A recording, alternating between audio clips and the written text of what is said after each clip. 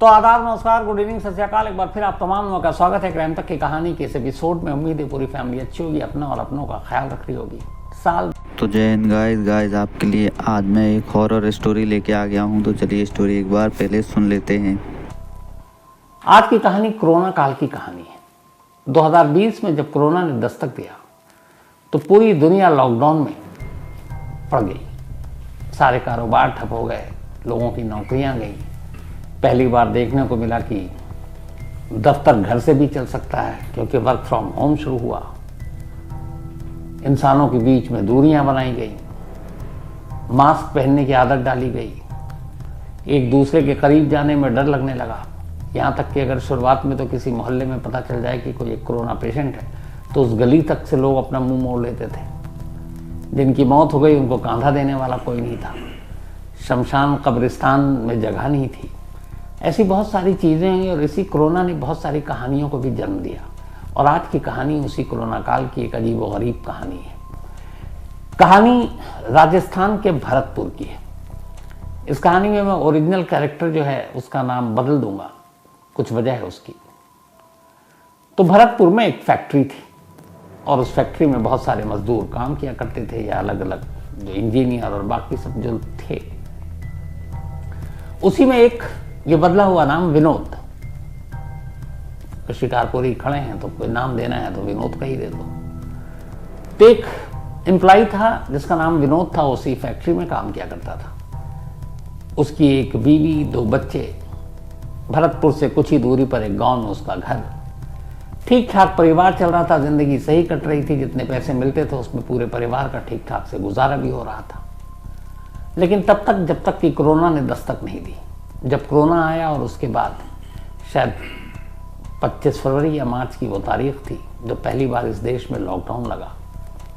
तो उस लॉकडाउन के बाद कोरोना ने इतनी दहशत मचा रखी थी कि लोगों को अपने घरों में रहना पड़ा। दुकानें बंद हो गई, शोरूम, मॉल, फैक्ट्री, सब जगह ताले लग गए, क्योंकि जान ज़्यादा ज़रूरी थी। अब ऐसे में वो लोग क्या करें जिनकी ज़िंदगी का पूरा जो सोर्स था कमाई का वो नौकरी ही था, नौकरी पेशा थे, उसी से घर चलता था। तो शुरुआत में बहुत सारे लोगों ने इंसानियत दिखाई। भरतपुर के इस फैक्ट्री के ओनर ने भी इंसानियत दिखाई और उन्होंने कहा कि चलो जब तक फैक्ट्री बंद है या आफत टल जाए तब तक हम तमाम लोगों को तनख्वाह देंगे। उन्हें भी उस वक्त तक अंदाज़ा नहीं था कि लॉकडाउन कितना लंबा खींचेगा। उन्हें लगा 2-4 महीने की बात है, इतना तो हम लोग झेल लेंगे, थोड़े बहुत कम करके पैसा दे देंगे। तो फैक्ट्री बंद हो गई। मजदूरों से कहा गया कि सरकार का आदेश है, लॉकडाउन है, आप लोग अपने अपने घर रहो, लेकिन हम कोशिश करेंगे हर एक मुलाजिम को उसका जो भी पैसा है वो दे सकें। उन्होंने 2-4 महीने वादे के हिसाब से दिए भी, लेकिन इधर कोरोना बढ़ता जा रहा है। उम्मीद कुछ है नहीं लॉकडाउन खुलने की। अब मालिक भी इतने पैसे कहाँ से दे। तो 3-4 महीने के बाद वो पैसे देने का सिलसिला भी बंद हो गया। लोग घरों में कैद थे, कहीं काम नहीं कर सकते थे।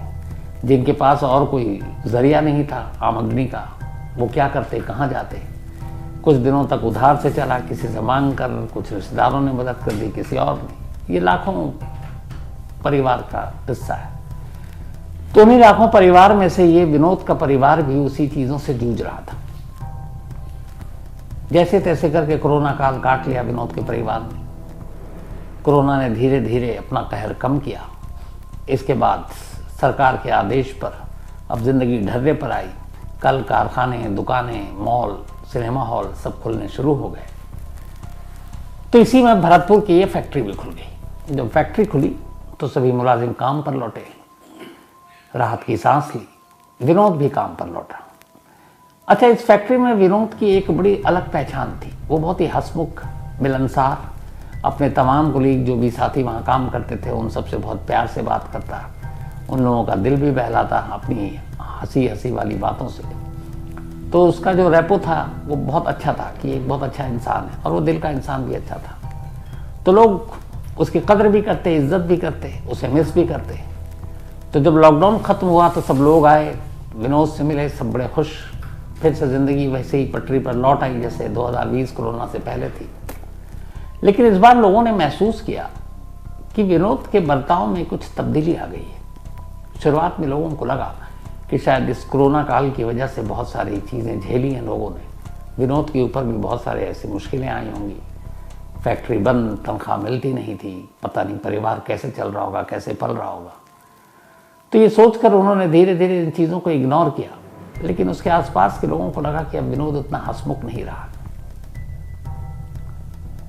अब विनोद काम भी कर रहा और यहां तक कि अब वो ओवर टाइम भी करने लगा। उसने अपने मैनेजर से कहा कि जो भी काम है, जब फैक्ट्री में अब काम शुरू हुआ था तो काम बहुत था, तो बहुत सारे ऐसे मजदूर होते हैं या काम जो कर्मचारी हैं वो होते हैं जो ओवर टाइम नहीं करते क्योंकि थक जाते हैं। लेकिन उस फैक्ट्री में इकलौता विनोद था जिसने कहा कि मुझे ओवर टाइम भी करना है। अब वो ओवर टाइम भी करने लगा। हफ्ता 10 दिन 15 दिन बीता। एक दिन मैनेजर ने कहा कि तुम पूरे दिन की शिफ्ट करते हो, फिर रात को ओवर टाइम करते हो, तुम थकते नहीं हो, तुम्हें नींद नहीं आती। तो उसने कहा कि साहब हमें अब कहाँ नींद आती है। तो उसे लगा पता नहीं ये परेशान शख्स है, घर और परवरिश बच्चों की इन चीज़ों में इसके बोझ तले दबा होगा, इसी तरह ऐसी बहकी बहकी बातें कर रहा है। मैनेजर को भी लगा चलो ये काम अपनी खुशी से कर रहा है, ठीक है, करता रहा। बट एक रोज एक अजीब वाकया हुआ। जो फैक्ट्री का गार्ड था, चूंकि नाइट में दिन के मुकाबले कम लोग काम गया करते थे, तो जो कुर्सी या जिस जगह पर ये बैठकर काम किया करता था विनोद, वो गार्ड रात को किसी काम से अंदर गया। जब अंदर गया तो उसने देखा कि कुर्सी पर एक बहुत ही लंबा चौड़ा कोई शख्स लेटा हुआ और अजीब सा लग रहा है। रात में वो देखकर उसको वो घबरा गया, क्योंकि विनोद की कदकाठी के मुकाबले वो 2-3 गुना ज़्यादा।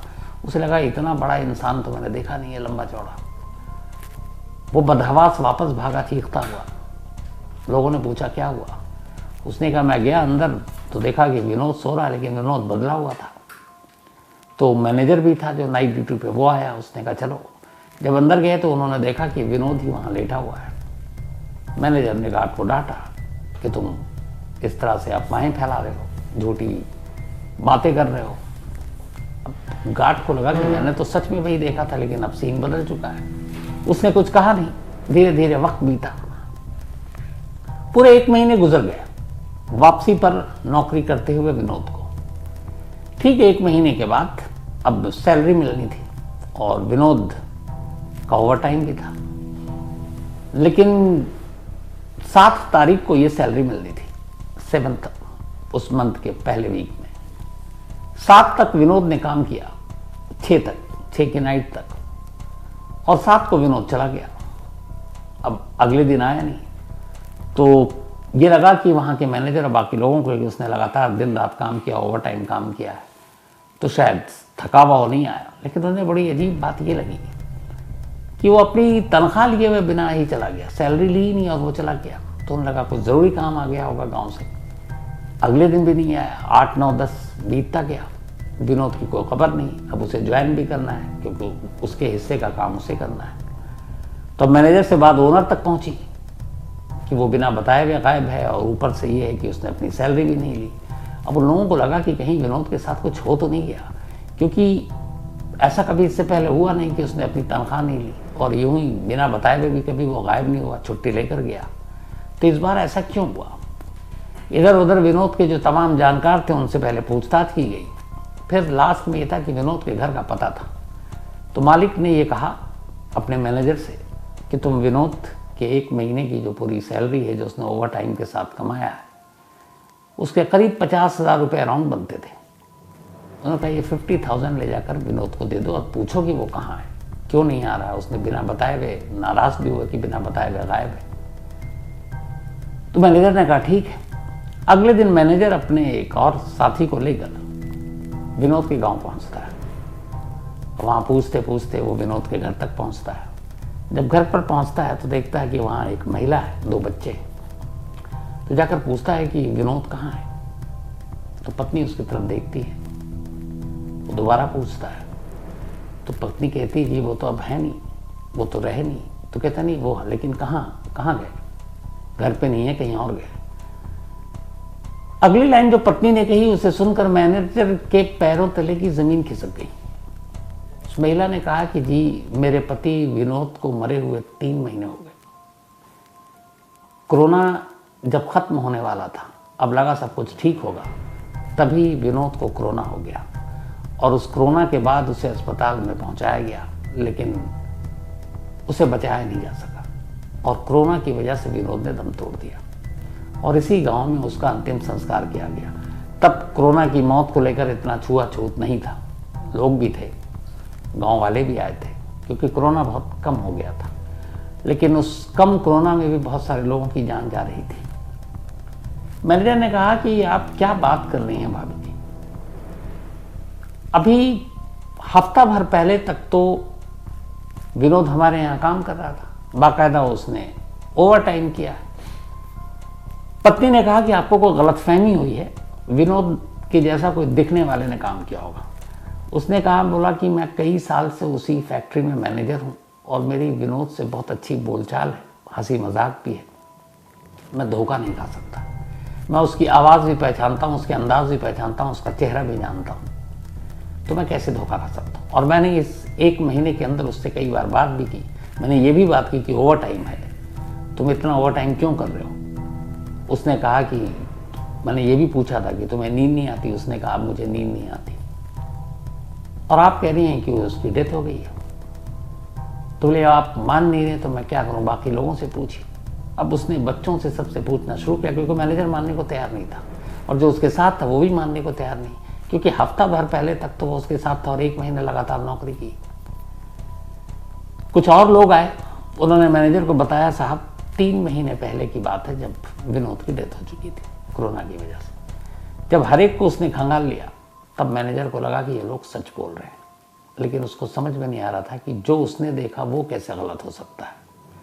खैर और कोई रास्ता था नहीं। बदहवास मैनेजर कहता है मुझे यकीन नहीं है, लेकिन फिर भी आप लोग कहते हैं तो मान लेता हूँ। फिर उसने जेब में हाथ डाला, एक लिफाफा निकाला और बीवी की तरफ दिया। बीवी ने कहा ये क्या है। उसने कहा आप कह रही कि 3 महीने पहले मर चुका है, लेकिन हमारी कंपनी या फैक्ट्री के रिकॉर्ड में उसने पूरे 1 महीने तक नौकरी की है। न सिर्फ नौकरी की बल्कि ओवर टाइम किया है और उसका अटेंडेंस भी है। तो उसका जो मेहनताना है, उसकी जो सैलरी है, वो ओवर टाइम जोड़कर 50,000 रुपीज़ बनता है, 50,000। अब मुझे नहीं मालूम, लेकिन चूंकि हम लोग जानते हैं कि हमारे सामने उसने काम किया है, तो इस सैलरी पर आप ही का हक है। ये विनोद ने नौकरी की, विनोद ने ओवर टाइम किया, तो ये विनोद के पैसे हैं। हमारे मालिक ने कहा ये आपको देकर आने के लिए। तो अब मैं बाकी की बात मालिक को बताऊंगा, लेकिन मैं चूंकि हम सब गवाह हैं, हमने ही देखा है, तो अब ये जब विनोद नहीं भी है तो हमारे सामने तो विनोद ने काम किया, हम किसी और को पैसे कैसे दे सकते हैं, इसलिए ये पैसे आपके, आप रख लीजिए। जैसी ये बात सुनी, बीवी ने लिफाफा खोला, पैसे देखें, बीवी अब पहली बार रो पड़ी। अब तक मैनेजर ने जब पूछा विनोद कहाँ है, क्या हुआ, उसने बताया सारी कहानी कि 3 महीने पहले डेथ हो गई, लेकिन बीवी की आंखों में तब तक आंसू नहीं थे। लेकिन जैसे ही उसने लिफाफा खोला और देखा कि 50,000 रुपये हैं जो बताया, बीवी रो पड़ी। मैनेजर ने पूछा कि आप क्यों रो रही हैं। उसने कहा मैं समझ गई इस पैसे के पीछे की कहानी क्या है। उसने कहा जब मेरे पति विनोद की डेथ हुई, उसके बाद सारे रिश्तेदार एक कर चले गए। अब हम लोगों ने सोचना शुरू किया, 2 बच्चे थे, मुझे कोई काम आता नहीं है, तो बच्चों की पढ़ाई लिखाई और घर का चूल्हा कैसे जलेगा, कोई मदद करने को आएगा भी नहीं, और बाकी लोग ऐसे थे कि उन्होंने मदद भी नहीं की। तो मैं बड़ी परेशान थी और दोनों बच्चों को लेकर कि वो ऐसे इस उम्र में चले गए कि अब घर का क्या होगा। तो मैं एक दिन अपने बच्चों से रोते हुए ये बात कह रही थी कि अगर कोई हमारी मदद कर देता और हमें 40-50,000 रुपये दे देता तो हम इसी घर के बाहर एक छोटी सी दुकान खोल लेते और उस दुकान से हमारा घर चल जाता। बीवी ने कहा कि शायद विनोद ने ये बात सुन ली, और विनोद का मतलब उसकी आत्मा ने। और उसने कहा कि देखिए ठीक 40-50 बोला था मैंने और आपने 50,000 ला कर दिया। मैनेजर ने कहा कि अगर वो ओवर टाइम ना करता तो शायद 35 से 40 के बीच में उसकी सैलरी बनती, पर ओवर टाइम करने की वजह से अराउंड 50,000 मिला। अब मैनेजर को ये बात समझ आई, वापस गया, उसने मालिक को सारी कहानी बताई। फैक्ट्री में कोई मानने को तैयार ही नहीं था कि विनोद पिछले 30 दिन से यहाँ काम नहीं कर रहा था, लेकिन जब उसकी पत्नी की कहानी सुनी तब लोगों को यकीन हुआ और हर एक ने माना कि वो विनोद की आत्मा थी जो पिछले 30 दिनों से यहाँ काम कर रही थी सिर्फ इसलिए कि वो उतने पैसे कमा सके जो अपनी बीवी को दे सके और बीवी उससे एक दुकान खोल सके जिससे वो और उसके बच्चे पल सकें। तो एक पति जो मर गया फिर भी अपने परिवार के लिए इतना सोचा किया और फिर जो ख्वाहिश थी बीवी को उसको पूरा किया। मुझे लगता है साल के आखिर में ये कहानी सुनाना ज़रूरी था। तो आज की कहानी में इतना ही। तो गाइस उम्मीद करता हूँ ये कहानी स्टोरी आपको बहुत पसंद आई होगी और ऐसे ही मैं नेक्स्ट टाइम और ही मज़ेदार कहानियाँ लेके आऊँगा नए साल में। तो आप जुड़े रहें और चैनल को सब्सक्राइब भी करके रखें। तो मिलते हैं नेक्स्ट स्टोरी में सर की ज़ुबानी से। तब तक के लिए जय हिंद।